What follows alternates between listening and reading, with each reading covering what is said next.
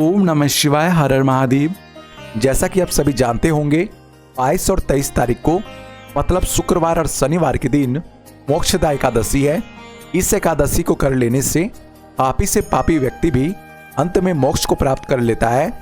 यदि आप किसी भी एकादशी व्रत को धारण नहीं कर पाते हैं तो वर्ष में केवल एक बार मोक्षदा एकादशी को कर लेने से आपकी सारी मनोकामना पूरी हो जाती है और अंत समय में व्यक्ति भगवान विष्णु के धाम मतलब वैकुंठ धाम को प्राप्त कर लेता है।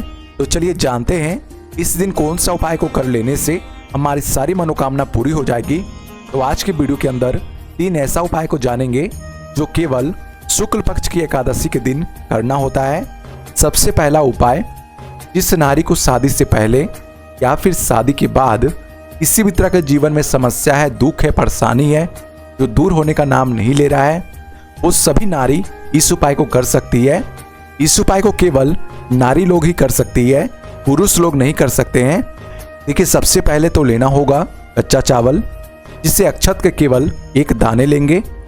अक्षत के 1 दाने को लेकर किसी भी महादेव के मंदिर में चले जाएंगे। महादेव के मंदिर में पहुंचने के बाद सबसे पहले चावल के दाने को मतलब अक्षत के दाने को लेकर अपने हाथ पर रख लें। उसके बाद महादेव से प्रार्थना करें। प्रार्थना करते समय अपना नाम, गोत्र और जिस भी कामना से इस उपाय को करना चाहते हैं उस कामना को बोल दें। देखिए, महादेव से कामना बोलने के बाद क्या करना होगा, सबसे पहले अक्षत के दाने को लेकर माता सुख सुंदरी के स्थान पर टच करवा दें। टच करवाने के बाद इसी चावल के दाने को अपनी कामना बोलकर शिवलिंग के ऊपर समर्पित कर दें। बस इतना सा उपाय करना होगा और ये उपाय 8 से लेकर 10 दिन तक लगातार करना होगा। आप किसी भी दिन से शुरू करके 8 से 10 दिन तक इस उपाय को कर सकते हैं।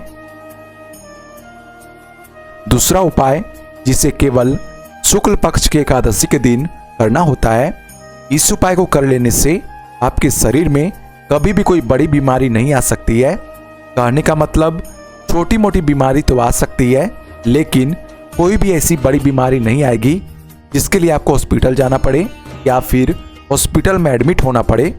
इस उपाय को पुरुष और नारी दोनों कर सकती है, बच्चे से लेकर बूढ़े तक कोई भी कर सकता है।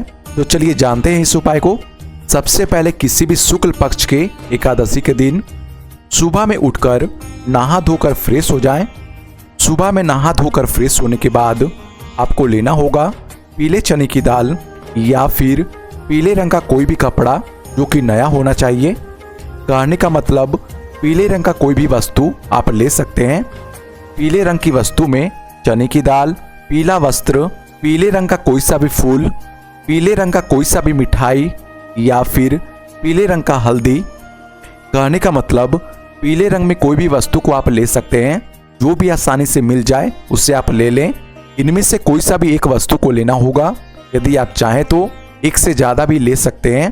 देखिए, पीले चने की दाल को लेने के बाद अपने घर के अंदर किसी भी अपने से बड़े व्यक्ति को मतलब अपने से बुजुर्ग व्यक्ति को इस चने की दाल को भगवान विष्णु के नाम से दान कर दें और उस व्यक्ति को प्रणाम कर लें जिसे आप दान दे रहे हैं। बस इतना सा उपाय करना होगा। तीसरा उपाय, इस उपाय को भी केवल किसी भी शुक्ल पक्ष के एकादशी के दिन करना होता है। इस उपाय को कर लेने से आपकी वो सारी मनोकामना पूरी हो जाती है जो अब तक अधूरी थी, क्योंकि इसी उपाय को करने के बाद माता पार्वती ने भगवान शिव को पाया था। तो इसलिए आप भी इस उपाय को करके महादेव से कुछ भी मांग सकते हैं। तो चलिए जानते हैं इस उपाय को। देखिए, सबसे पहले तो लेना होगा मौली धागा या फिर कोई सा भी कच्चा सूत। उसके बाद लेंगे बेलपत्र, जिससे मात्र 108 पीस लेंगे।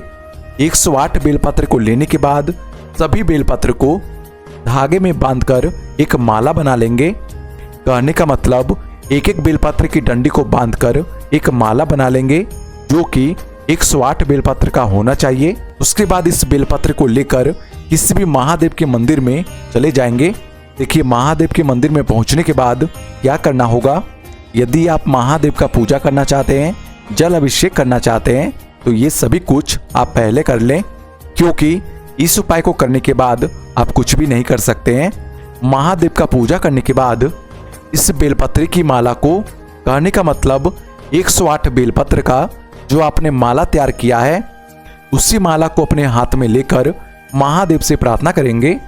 महादेव से प्रार्थना करते समय अपना नाम, गोत्र और जो भी महादेव से हम मांगना चाहते हैं उस कामना को बोल देंगे। महादेव से अपनी कामना बोलने के बाद इस बेलपत्री की माला को माता पार्वती के नाम से महादेव को पहना दें, मतलब शिवलिंग को पहना दें। बस इतना सा उपाय करना होगा।